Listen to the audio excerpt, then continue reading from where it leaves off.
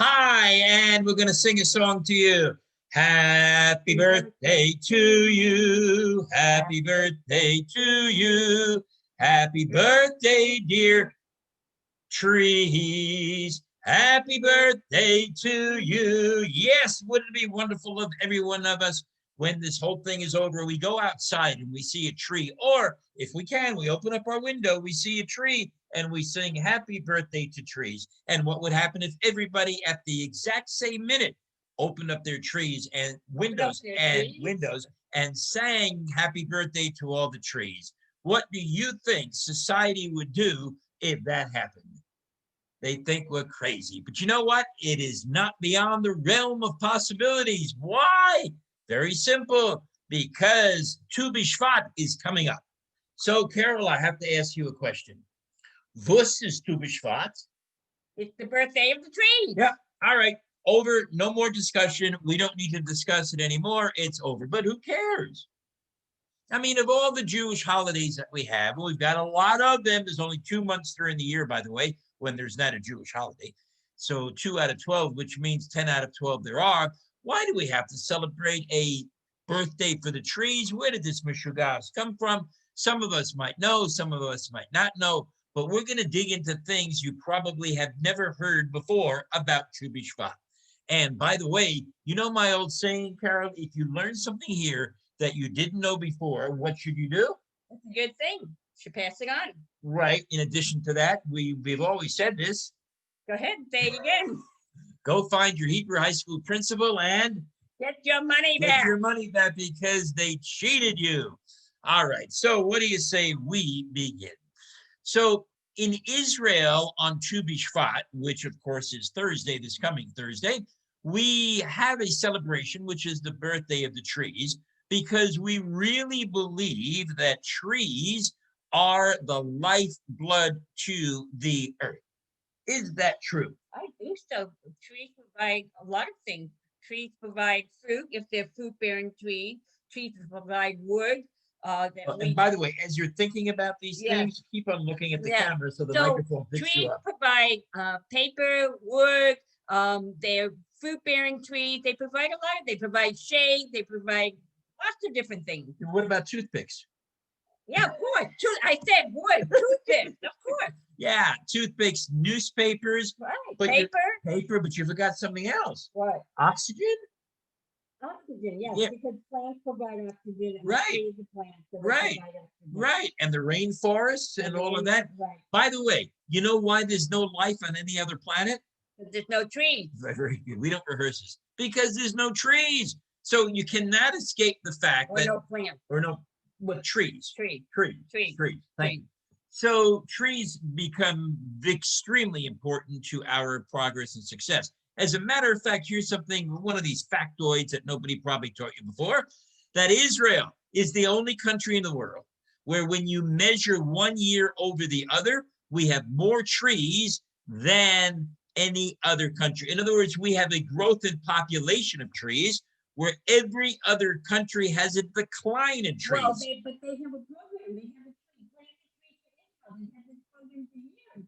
Every year, some people actually buy like a bond. A tree in Israel that they can plant and grow. Yeah, we have trees in Israel.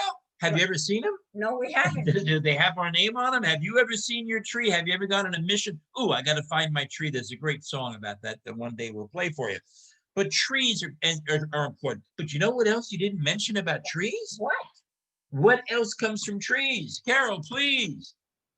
Unless you said it and I got to replay this thing. What did you say? Fruit and food? Yes, I said fruit-bearing trees. Oh, then you did, and I apologize. Yes. And you know, one of the trees, apple trees, go ahead. And another fruit. Yep. So one of the things that we don't know about the trees themselves is that there are many, many songs and there are many, many poems. Now, what is the most famous poem about a tree? Ring Around the Tree. I never heard of that one. Oh, you mean the song? A famous poem about a tree? Yeah. By Joyce Kilmer? All right, enlighten me. Oh, I should have looked it up because my mind just went blank. But you might, for those people who have taken English, did you pay attention? I forgot it. A tree, I got to look it up. Anyway, there's a whole poem about the trees. But there's also a great song about Tu B'Shvat and the tree. And I am going to have this done for you. And it's a marvelous, marvelous little thing. And it's going to be sticking in your mind. You cannot get the song out of your mind. It was done by a friend of mine, and it's really cool. And then I'm going to play some of the words for you. So I'm going to get it started and then listen to this song, which I didn't do yet. So I got to share. What's the matter with me? Here we go. One day we'll need a technical director. Share screen and share sound. There we go. And boom, here we go.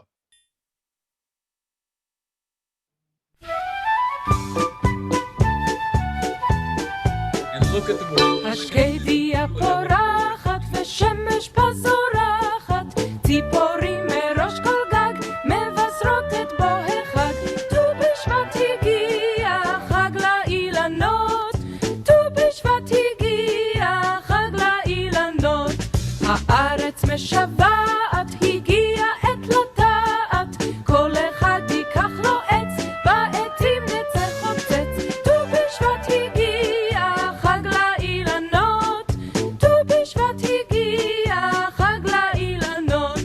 השקדיה פורחת ושמש פזורחת, ציפורים מראש כל גג מבשרות את בוא החג. ט"ו בשבט הגיע חג לאילנות, ט"ו בשבט הגיע חג לאילנות.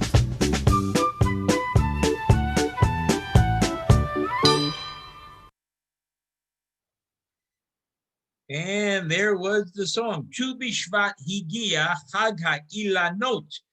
And I remember one time I was in a choir and they taught me how to sing the song. I'm not that great at it. Hashkida Purachat Yivshama Pazorachat. Anyway, Tu Bishvat Higia Chag HaIlanot, Tu Bishvat Higia Chag HaIlanot. The almond tree is blooming and the golden sun is shining. Birds atop each roof bless the arrival of the festival. Tu Bishvat has arrived, it's the festival of trees. Tu Bishvat has arrived, it's the festival of trees. The land is crying out, the time of planting has arrived. Each person shall take a tree, will stride out with spades. Tu Bishvat higia Chag HaIlanot, Tu Bishvat higia Chag HaIlanot. Some say I sing better in Hebrew than I do English. I think those people who are first name is Some, they are probably correct. But anyway, so what's the whole thing about almond trees? And here's where some of the things that you are not going to realize is absolutely incredible about almond trees. And I wanted to go ahead and share this for you. Number one, almond trees are the first to bloom each year, coinciding with the Jewish holiday of Tu B'Shvat. By the way, I think you know this. Why Tu B'Shvat? Tu means 15. Shvat is the month. So it's the 15th day of the month of Shabbat. And the almond blossoms are extraordinarily beautiful, giving a white and pink glow to the cold winter and a promise of the warm spring ahead. Now, Carol, Judaism relies a lot about symbolism. Is this going too far? In what way? Well, when we say that it gives a white and pink glow to the cold winter and promise of the warm spring ahead. No. When there's winter, you look forward to seeing greenery. You look forward to the spring. You look forward to the first bud. So I don't think it's going too far. Now, by the way, is the almond fruit a nut? Well, I consider an almond a nut. So, but the way you're asking, I'm waiting to hear that it is not a nut. The almond fruit technically isn't a nut. It's a fruit? It's a drupe, D-R-U-P-E. D-R-U-P-E. Yes. A drupe. Yes. The part we eat is the kernel or seed. Inside of these elongated, the stone. Other drupes, you never knew this. You see, you got to pay attention. You thought this was going to get boring. There are other things that we call a fruit. There are other drupes. And here it is. Peaches, plums, cherries, walnuts, and pecans. Yes, but you're saying that we're eating the seed of the almond fruit. We eat the part we eat is the kernel or seed. Right, but the inside. part we eat of the peach is the peach and not the That's seed. right. That's And the right. part that we eat of everything else you said Yeah. is except for the walnut, Hmm? is the surrounding food, not the inside of it. So it Yep. doesn't make sense. Yep. Now here's something else that's interesting. Inside every almond, listen to this. Listen. University of Haifa researchers discovered that the almond flower nectar contains a unique poison.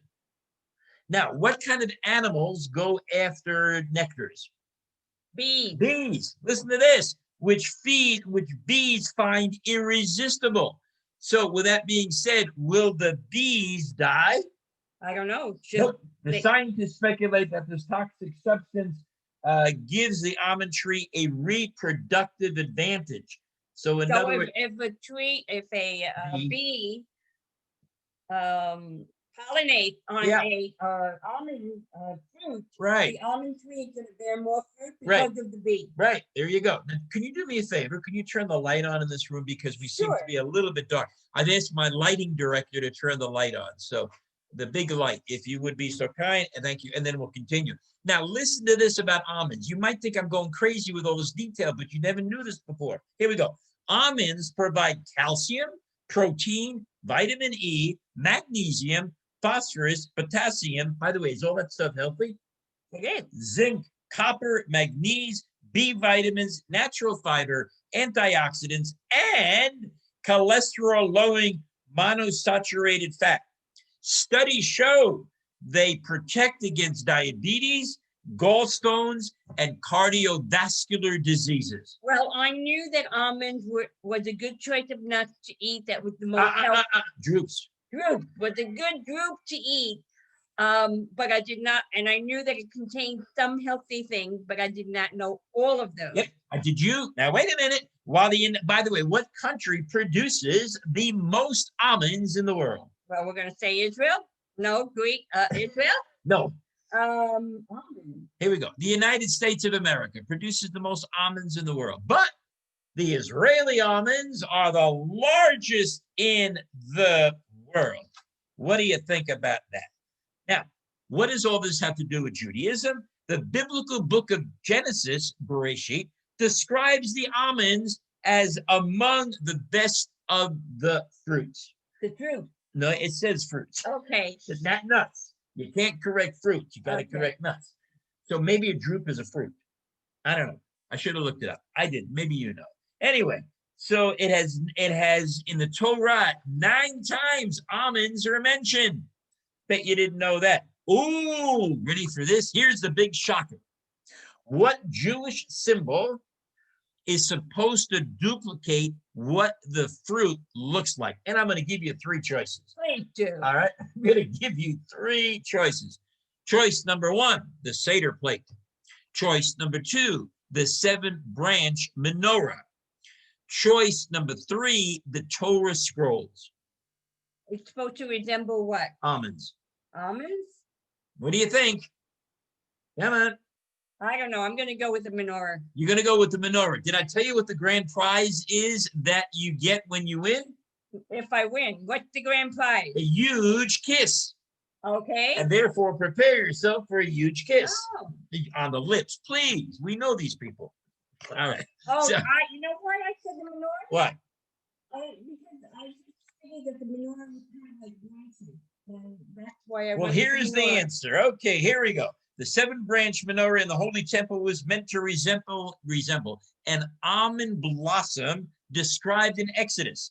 3 cups shaped like almond blossoms were on one branch with a knob and a flower, and 3 cups shaped like almond blossoms were on the other, and the candlestick itself was 4 cups shaped like almond blossoms, and done. Now, what else do you use almonds for? Believe me, if you ever have a contest about almonds, you're going to have more education. By the way, I'm going to Well, cover more actually, things than I almonds. can tell you right now Yeah. because you can ground up almond to a flour if you don't want to use regular flour. I use almond flour. Yes, not only almond flour, almond oil is used in many made in Israel cosmetics. Cosmetics such as body butter and facial scrubs and creams. And I know that when we used to go to the mall, and these Israeli guys and girls were selling cosmetics in the little kiosks, they would always say almonds from the Dead Sea, or almonds, everything had almonds in it. Almonds is used as traditional medicines, aromatherapy, and pharmaceuticals. And there you go. By the way, there is an entire museum in Israel dedicated to marzipan, also known as almond candy dough. Now, it says, I'm going to change topics. It says in the Mishnah, ready for this? All the trees were created for man's enjoyment. And when the Jewish person puts a tree into the ground, the first 3 years, they are not supposed to eat from it when the fruit comes out. I don't normally think fruit came out till after 7 years. No, it does. Oh, it does? Yeah. 3 years? And the 4th year, they're supposed to give the fruit to tithing, and then they go ahead and start consuming it. So the whole purpose of New Year's is, when does that year start? And by the way, Tu B'Shvat, you know this, is one of 4 new years in the Jewish religion. On the 3rd day of creation, God created seed-bearing plants, fruit trees, and their kind, and trees of every kind bearing fruit with seeds in it. So there you go. So if anybody ever asks you what came first, the chicken or the egg, which we've talked about before, it is the chicken, because the egg came a lot afterward, because this is what it says. I'm going to go off topic for a moment. Somebody on Facebook put something very interesting I don't have an answer to. I want you to picture, listen to this, I want you to picture a photograph or an artistic rendition of Adam and Eve. You got it in your mind? Mm-hmm. Good. Do they have belly buttons? No, because the fig leaf is covering their. No. If you look at it, they have belly buttons. Okay. Well, So you asked me to imagine my rendition. My rendition is a big fig leaf covering their private part. Does not have a belly button. So the question becomes, we have the belly buttons on a private part. Okay. The question becomes, and the answer is, why do they have belly buttons? I don't know. They were wrong, because the apples and everything else came with seeds for reproduction. So you talk about evolution. But you know, there's something else very interesting about trees that is directly connected to spirituality and man. Here we go.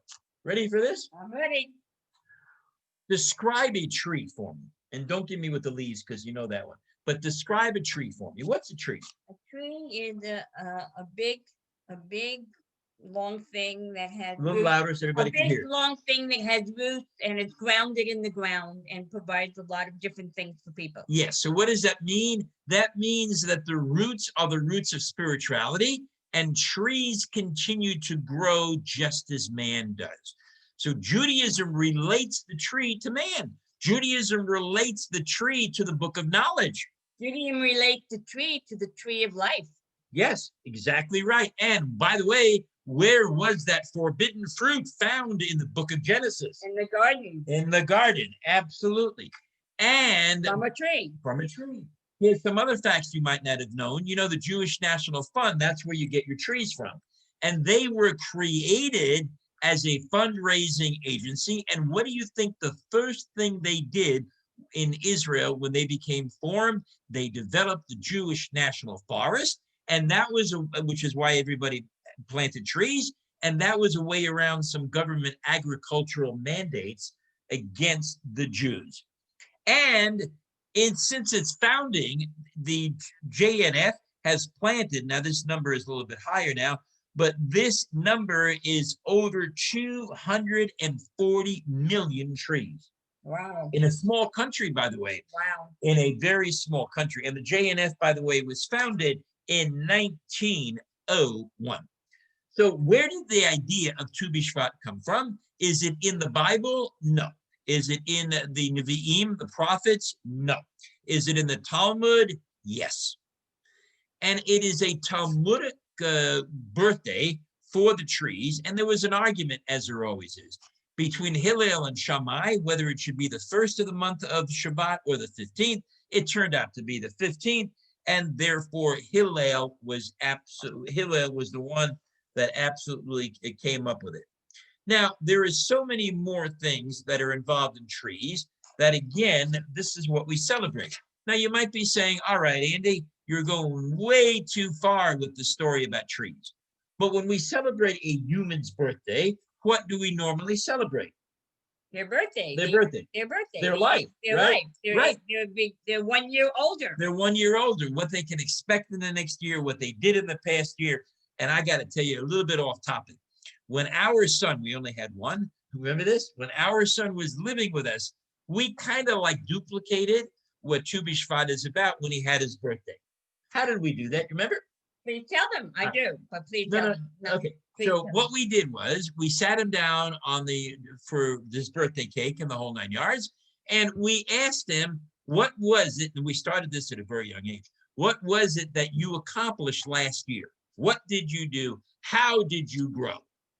And he wanted these things, by the way. By the way, I think he does it with some of his kids now, but won't admit to it. And then to further it, we asked him what his goals for the coming year were. Not only what his goals were, but what some of the challenges were going to be in accomplishing those goals. And we walked him through it. And he was able to overcome them. And that's how trees grow.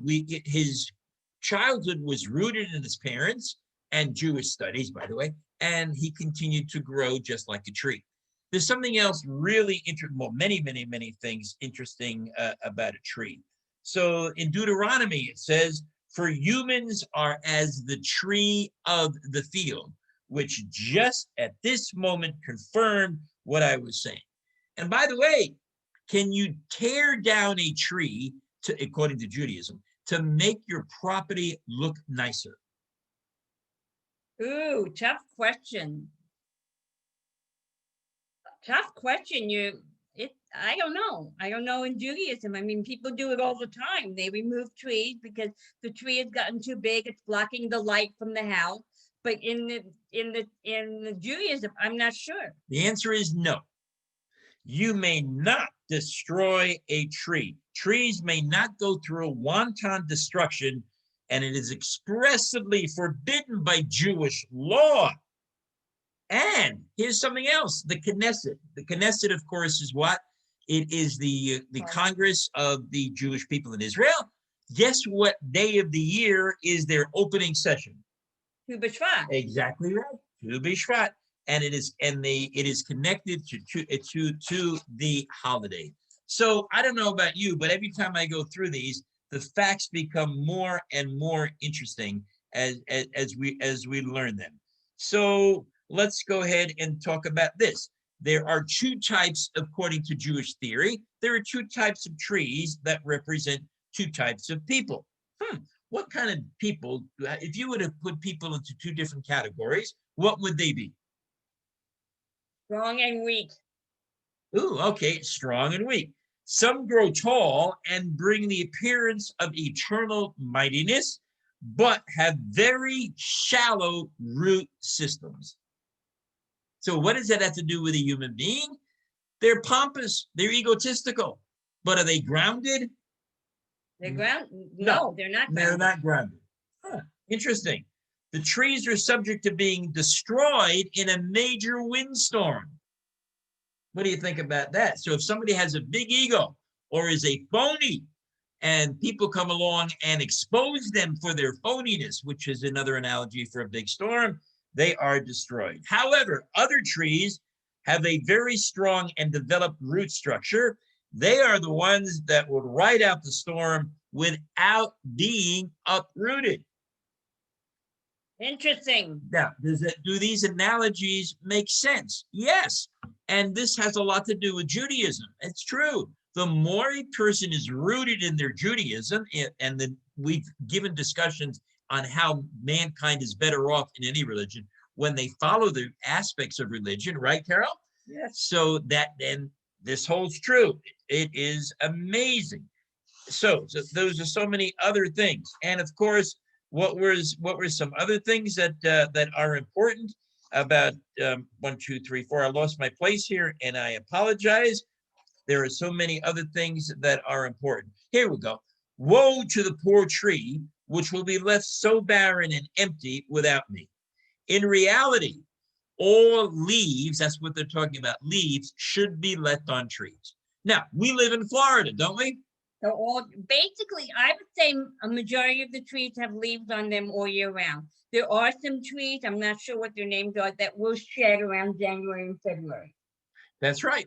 And when a tree falls down, when a leaf falls from the tree, it is barren. But here's the beautiful thing, and let's not ever forget how this relates to human life. Does the tree wither away and in its sorrow? No, what does it do? No, the tree stands strong and wait to have a rebirth of their leaves. Exactly right. So when things happen, which never should happen to anybody, but when things happen that are bad, we can use the tree as an example of what? Rediscovering, renewing, restarting, and reinvigorating. And it's amazing how all these things have to do with Judaism. And the fact that the month of Shabbat is so connected to fruits and the land of Israel goes back so many years to the time of the temple, to the time of even today's time. So when did it become so popular? Tu B'Shvat. Of course, you might say, well, Andy, it isn't popular. But the fact of the matter is, of all the minor Jewish holidays, which one do you think is growing more in popularity? Tu B'Shvat. Yeah, it is Tu B'Shvat. But then I can understand why. As a former teacher, we actually did Tu B'Shvat in our schools, and we served all kinds of fruit and nuts related to the trees and told the story. So it was a theme that resonated with children and older and adults as well. And it's something you can actually relate to. So that I can see, and actually they call it a Tu B'Shvat Seder. So it becomes sort of a party type thing. Which we'll talk about in a few minutes, but I wanted to get to the celebration, to the facts before the celebration. So here's something else. The trees may be barren in the winter, but we are told that in Tu B'Shvat, the sap below the tree begins to flow, the roots of the tree are being energized, and a new cycle of life begins within the tree itself. That's just what life is all about too, right? You've also always got to energize it, always got to put something more into it. Just like on Tu B'Shvat, we receive an injection of vitality into our roots. Now, I know what you're thinking. I know it because I'm hearing myself. And Judaism is going way too far with these analogies, way too far with the symbolism. So I'm going to ask the one that always corrects me and keeps me thinking. Is it going too far, or is it realistic, or is there a middle ground? It's a middle ground. Then answer me this question. Why is it that back in the 1970s in the United States and now throughout the entire world, we have something called Earth Day? Because we started paying attention to the earth, taking care of the planet, the greenery and all that, and becoming more of a recyclable element. And do you know that there was a holiday long before Earth Day that started in Nebraska that happens once a year? Arbor Day Festival. Yeah. And what is Arbor Day? It's the thing about the trees. Yep, it's a celebration of the birthday of trees. It was in a particular town. So don't be telling me and her, anybody else you want to talk to, that Judaism is full of these analogies that have absolutely nothing to do with life, because I don't have any proof. But how do you think Arbor Day got started? Because the Jews, you, me, we got involved with the trees on Tu B'Shvat. And as the popularity of Tu B'Shvat began to grow, guess what other holiday is beginning to grow? Arbor Day. In case you had absolutely no idea, which I don't know how many we do. On Tu B'Shvat, by the way, listen to this. On Tu B'Shvat, the women dance in their white, single women, to attract men. On Rosh Hashanah and Yom Kippur, we repent. Although on Rosh Hashanah, on Yom Kippur, as we talked about once, in the afternoon after the services, the men and women get together by the river and they look for mates also. So that certainly has a lot to do with it. All right, Carol, before I move on to something else, because I think we got a lot out of that. Anything I missed about trees, their importance to the world? No, but there have been books. I can't remember his name now. Gregory's favorite author, Sheldon, The Giving Tree. Yes. And it was a beautiful story about a little boy who sat underneath the tree, and as he grew older, he loved his tree. but I'm not it's Sheldon, something like that. Okay. I don't know. What All that right. is. So All right. Here it is. Okay. So let me finally read to you. As a matter of fact, if I can get it up on the screen. There we go. Joyce Kilmer. You don't remember this at all, Carol? yeah, I Yeah, do. now you I do. think I shall never see All right, it. I'll put it up on the screen. Here we go. It's not only Jews, it's poets. One of the most famous poems about trees. I think I shall never. Wait, here it is. Here it is. Yeah, yeah. I think I shall 1930. never see a poem lovely as a tree. A tree whose hungry mouth is pressed against the earth's free-flowing breast. A tree that looks at God all day and lifts her leafy arms to pray. A tree that may in summer wear a nest of robins in her hair. Upon whose bosom snow has lain, who intimately lives with rain. Poems are made by fools like me, but only God can make a tree. Well, there you go. I don't even think Joyce Kilmer was Jewish. No, but it's a beautiful poem. Now you remember it? Yes, I do. Yep, tree. And there's a The bunch of. first line is, I think I shall never see. I do remember that. So that's part of it. All right. So Judaism has something else. You know, we have something called the 7 species, and the 7 species. And God tells us in Deuteronomy 8:8, we will enter into a land of wheat and barley and grapes and figs and pomegranates and a land of olive oil and honey. Almonds. No? Figs and pomegranate. No, actually, the almonds were not in here. So every one of those are also celebrated and mentioned during the holiday of Tu B'Shvat. And what I really find interesting is a land of olive oil.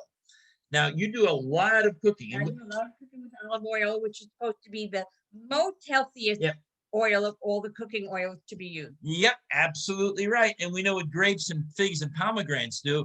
And I hate to go back to something, but I did forget.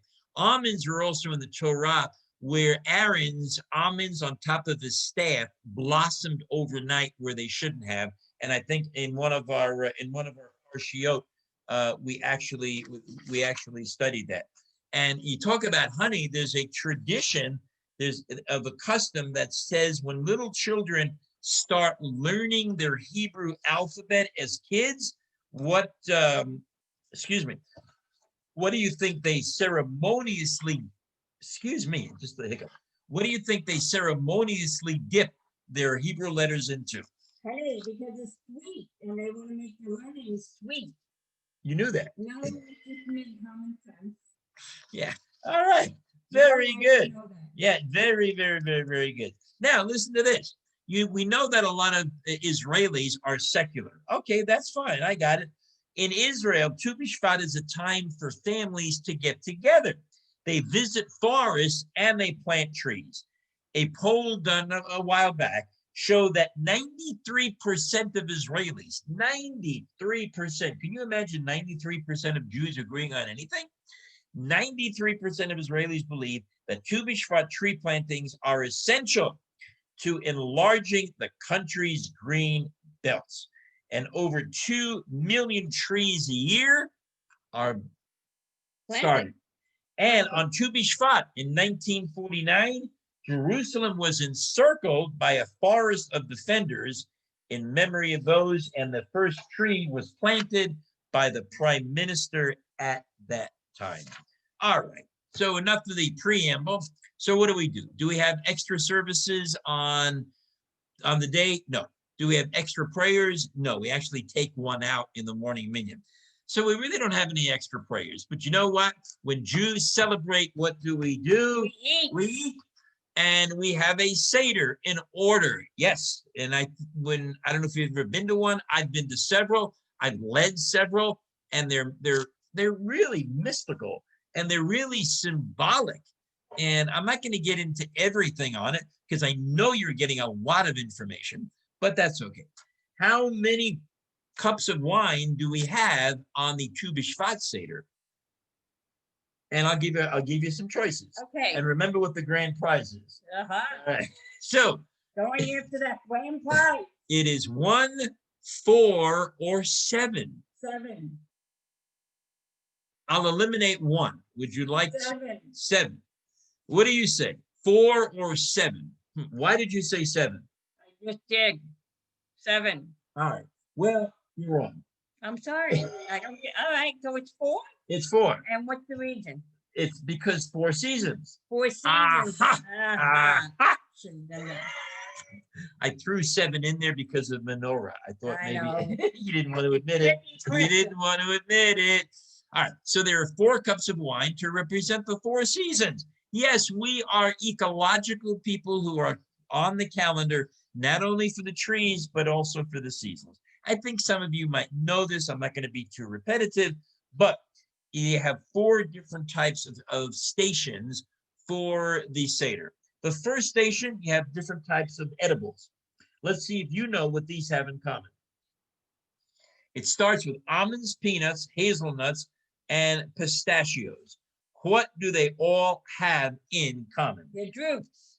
Okay, in addition to that. They come from fruit. In addition to that. They're not. In addition to that. Not sure. All right. So what do you eat? In the almonds, peanuts, hazelnuts, or pistachios? What do you eat? Yeah. What do you eat when you eat those? What do I eat? Do you eat the shell? No, Or do they're you- all no, they're all unshelled. Well, no, you don't eat the shell. Nope. You don't eat the shell. So what do? You got to open up the shell to get to the inside because the outside is hard. Yeah, Yeah, you can't eat but it. these days you get a package of almonds before it is shelled. I'm not worried about these. I'm talking natural from the fruit. All right. So what season does that remember? And I'm going to help you. We have a glass of wine that is white. So what season does white and a hard shell remind you of? Winter. Yes. Winter snow and the hard shell of the earth. So that's why we have that. And then we have the second part. And I forgot something and I apologize. Sorry. Trees are so important that according to Jewish law, when we capture a city, what is the one thing we cannot tear down? A tree. Fruit trees. Fruit Therefore, proving George Washington was not Jewish. Because what did he do? He chopped down a cherry tree. cherry tree. Or so they say. Oh, so they say. That is the legend. Here's something else that probably you didn't know. The very first person on earth, his name was Adam. Yes, the Hebrew word for land is Adamah. Adamah. So Adamah. So people suggest that Adamah, came from the land. How about that? Forget about the ecology. All right, let's go on to the second season. The second one is olive, dates, peaches, plums, apricots, and what do we have? What do they have in common? They all have pits inside. Yes, olive, dates, peaches, plums, and apricots have pits, but what else do they represent? What do you eat? You eat the outside. The outside. You eat the surface. Yes, so it kind of reminds us of springtime, okay? And the cup of wine that we have is actually a mixture of white and red, showing that the red of the sun is really coming up, and it goes with that. Oh, no, it happens that way. So listen to this. Whoever has more wisdom than deeds, according to the Kabbalists, is like a tree with many branches, but few roots. Whoever has more wisdom than deeds is like a tree with many branches, but few roots, and the wind shall tear them from the ground. Ooh, remember we talked about that before? So what's more important, to have good deeds or wisdom or a balance? A balance. Yep. See how all these things work together and teach? Here's another one. A righteous person is compared to a cedar tree. A cedar grows straight. Its shade extends a great distance, just as righteous person's good deeds help many others. Again, I will ask you, do these Jewish thought people go too far? You can make anything go too far. Did Joyce Kilmer go too far? No, he No. wrote a beautiful poem. He wrote a beautiful poem. Wasn't his poem full of analogies? It was. Yes, it was. You betcha. All right, here we go. And the third station is raisins, figs, mango, and apples. Why? Well, I'm trying to say raisins is a dried up thing. Yeah. And mangoes and apples. I'm not quite sure. Yeah, apple. I'm going to take apples out of it. Yeah, I don't I'm take apples out. Raisins, figs, and mango, even though it says apples. Raisins, figs, and mangoes. Why raisins, figs, Well, and mangoes? raisins and figs fall sort of in the same category, but mangoes do not. Do you eat the whole mango? No, you eat the inside of the mango. Yeah, you're right. You But eat the okay, you're inside right. of the Yeah. mango. All right. Well, I didn't make this stuff up. Raisins and figs because you eat the whole thing, and you have a third cup of wine, which is red. Why is a third cup of wine red? What season does it represent? Fall. Summer. Summer. Why summer? Because your skin turns Red. from the Sun. There you go. Okay. I'm just telling you what these folks did. And the last one is red grapes. I'm sorry, the juice is red grapes.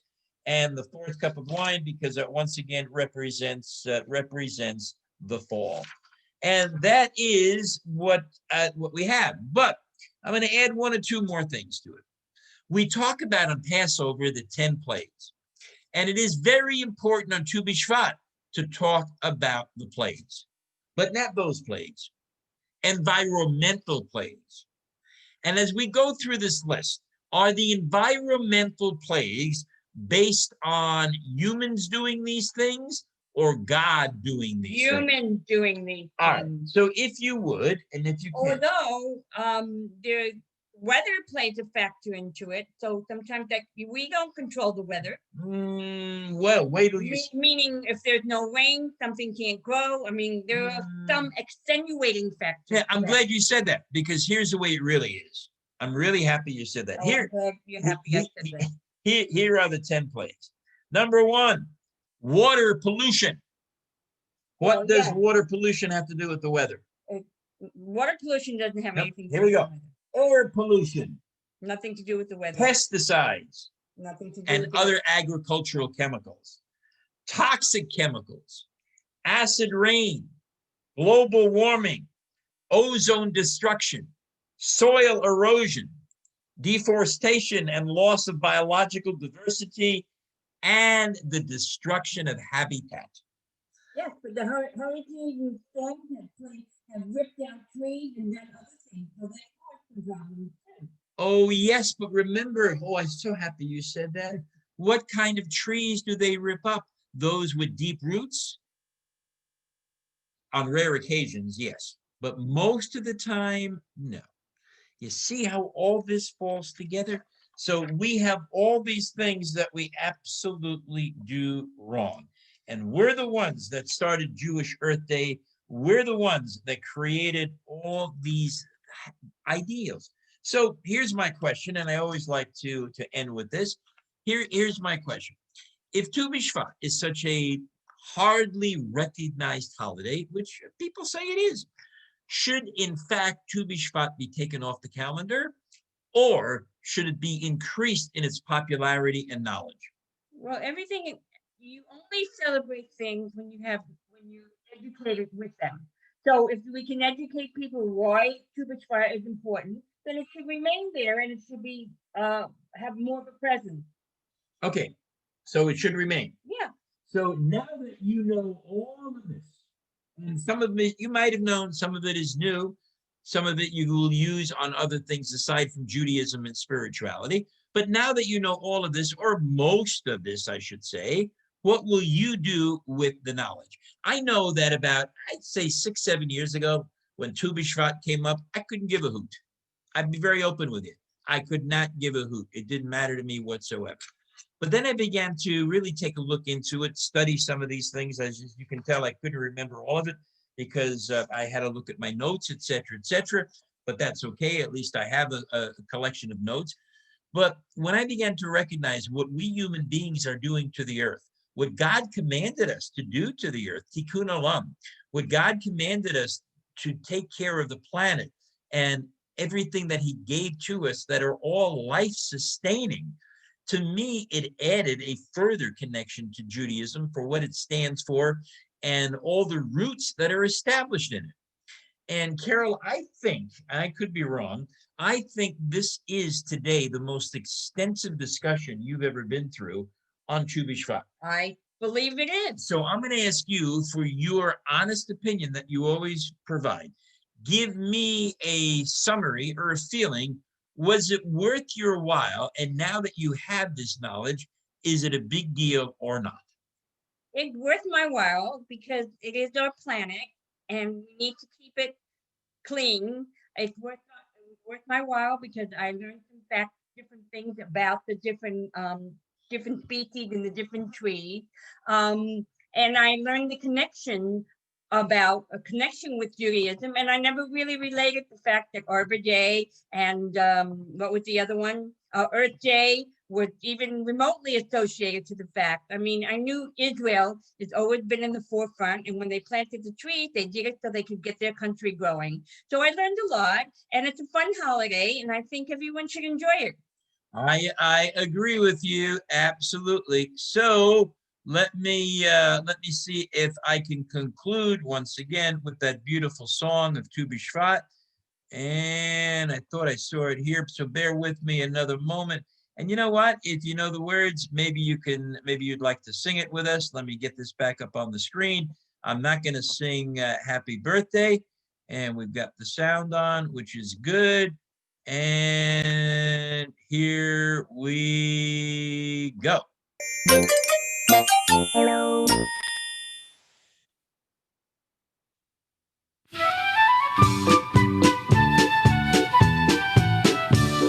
השקדיה פורחת ושמש פזורחת, ציפורים מראש כל גג מבשרות את בוא החג. ט"ו בשבט הגיע, חג לאילנות, ט"ו בשבט הגיע, חג לאילנות.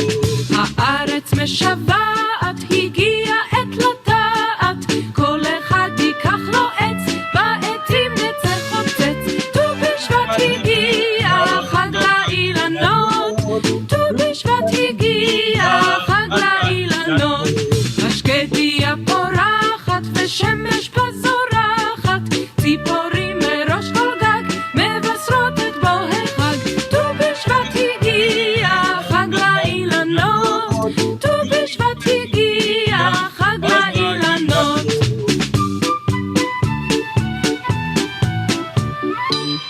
Well, this is Carol and Andy wishing you a magnificent Tu B'Shvat. Please celebrate all the resources of the earth. Please stay happy. Please, next time you see a tree, hug it. Next time you have a toothpick in your mouth, remember Tu B'Shvat. Next time you're writing on a piece of paper, please remember Tu B'Shvat. And next time you see a leaf on the ground, remember that the tree that had it is going to rebirth, regrow, and that's what we all will do. We will regrow, we will rebirth, we will enjoy. My name's Andy Greenberg, and with me, I'm Carol. and Have a we'll good see you the next time. We look forward to it. Bye-bye.